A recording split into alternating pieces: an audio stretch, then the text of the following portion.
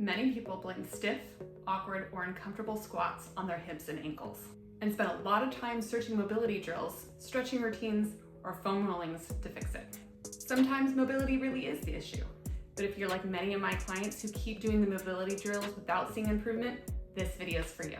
I'll be showing you 3 simple tests so you can stop wasting your time and use the mobility you already have.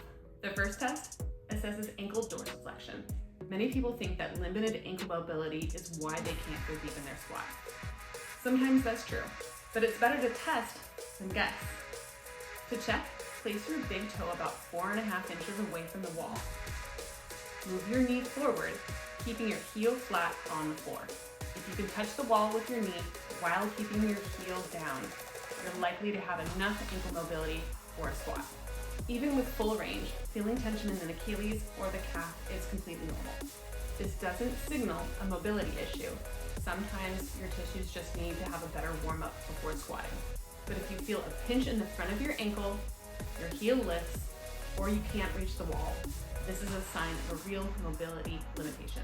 In that case, mobility drills and slowly working into that range can help. Try a split squat ankle drive. The second test assesses mobility and flexibility in the front half of your body, your quads and hips, also known as the anterior chain. And why is this important for squats? When you squat, your body controls hip extensions as you stand up. If your quads or the front of your hips are too stiff or hard to control, your body might compensate by arching your lower back. Over time, it can cause discomfort. To test your anterior chain, let's try the prone heel to butt test. Lie on your stomach. If needed, use a strap to pull your foot towards your glutes. If your heel is able to touch the glutes, you likely have enough flexibility. But pay attention to how your body moves as you do it. Does your pelvis rotate? Does your lower back arch or feel uncomfortable? If your lower back feels uncomfortable, gently brace your core and try the test again. If your discomfort gets better, but you lose the range of motion, then you also have a mobility issue. If you're still unsure of how to analyze these tests and you'd like a little bit more clarification, I invite you to book a discovery call so we can talk it out a little bit more. You can either do so in the description of this video or in the button below. The last test looks at your hip flexion and how your pelvis moves during the range of motion. Many people often feel restricted or pinchy in the front of the hip at the bottom of the squat. To test your hip mobility, lie on your back and bring one knee up towards the chest.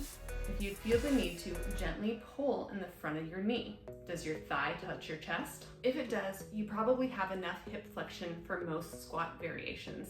If not, that's okay. We want to see the other ranges that you do have. Try the test 2 more times, letting your knee move out slightly each time to change your hip angle.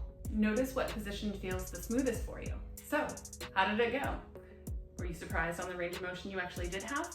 Sometimes you already have the range, you're just not using it in the movement well. So, if you have the range and continue focusing on mobility drills, you're actually going to miss the one thing that you need to improve it, which is moving better. And if you pass all 3 tests but something still feels off, it doesn't mean nothing's wrong. It just means the issue may be more complex.